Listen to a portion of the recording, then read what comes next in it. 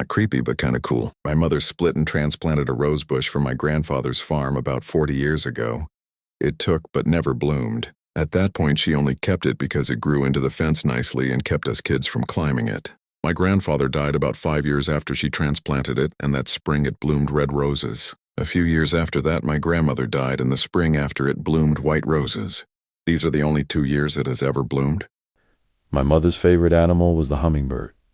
Last year, shortly after she passed away, a hummingbird came right up and looked at me as I was on my way to my car to go to work, like a foot away, and just checked me out for a while and flew off to do hummingbird things.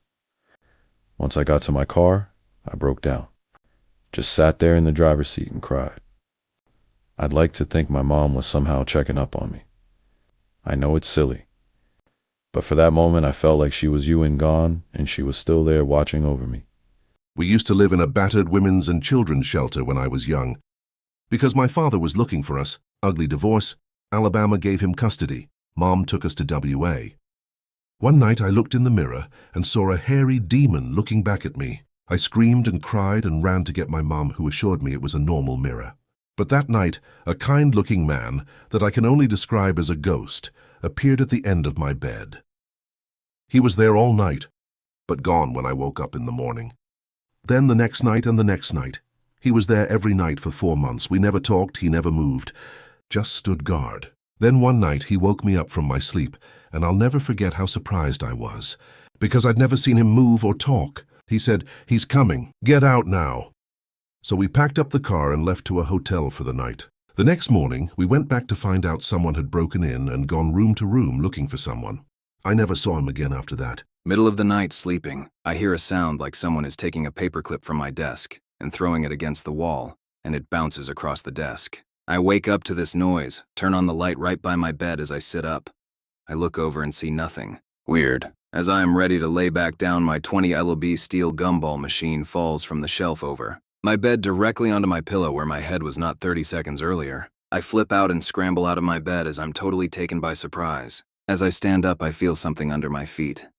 A paperclip.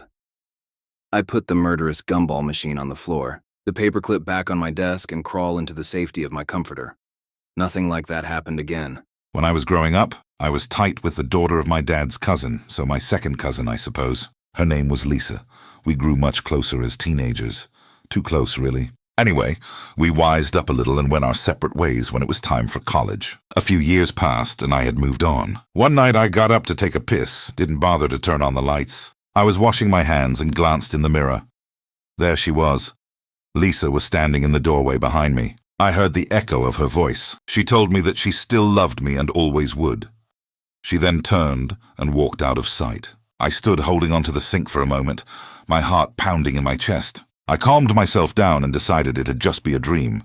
I tried to go back to bed. My pillow smelled like her. She could have been in the room seconds ago. I lay back down, and as I drifted off to sleep, I felt her warm, familiar presence against my back. The next morning there was no sign of her. No scent, no indent in the covers. I wrote it off as a dream.